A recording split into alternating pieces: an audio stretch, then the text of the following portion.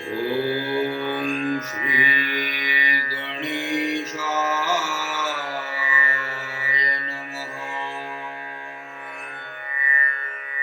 ॐ श्री पतञ्जलये नमः। अथ श्री पातञ्जलयोगदर्शनम् समाधिपादः।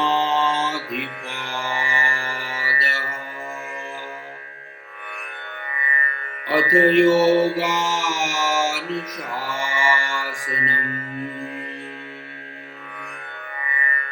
योगश्चित्तवृत्तिनिरोधः। तदा द्रष्टुस्वरूपेऽवस्थानम् वृत्तिसारूप्यमितरत्र वृत्तयः पञ्चतयः क्लिष्टाः प्रमाणविपर्ययविकल्पनिद्रा स्मृतयः।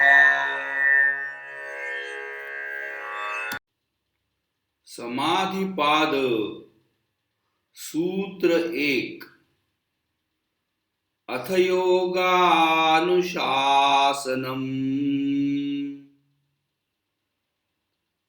अथ, the utterance of this word in the beginning is considered auspicious and is supposed to impart a blessing. The study undertaken should be completed without any impediment. But atha cannot be simply used to indicate auspiciousness without having a meaning in the context. It means then. That means this teaching comes after something else. Now the question arises, what is that which should precede the learning or teaching of yoga? In the Brahma Sutras too, the first sutra starts with atha as atha atah brahma jijnasa. There too, the word is supposed to denote auspiciousness, but the meaning of then is explained by Adi Shankara as sadhana chatushtaya sampatti antaram. After one possesses the fourfold prerequisites, which are the power to discriminate the real from the unreal, dispassion towards the enjoyment of fruits of one's actions in this world or the other, possessing of the 6 qualities such as control of the mind, etc., the desire for emancipation. One should undertake the study of Brahman after achieving the above mentioned 4 qualities. But here the word atha in Yoga Sutra expresses adhikara and antaraya, that is Patanjali's authority to undertake the teaching and commencement of the topic. Yoga, according to commentator Vyasa, is samadhi. The word derived from the root yuj. When taken as yujyate or yunakti, it means samadhi.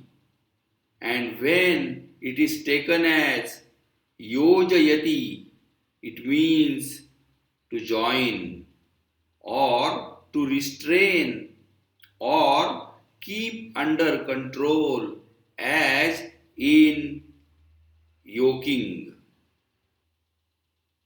Taking into consideration all these, yoga can mean samadhi, as in samadhi, a union of the individual self with the universal self is experienced. Or, as per the oral tradition, the explanation is that the process of leading to samadhi begins with restraining the senses and yoking the mind to the inner self, and the experience of samadhi itself is joining the lower self and higher self. Anushasanam, from anu plus the root shas. Anu means subsequent and shas means to impart a discipline or teaching. This discipline is to be imparted to a student who has the necessary self discipline. It also can mean shishtasya shasanam anushasanam, that is, to teach that which has been taught before, to teach within an existing tradition, not claiming that anything new has been created by the author.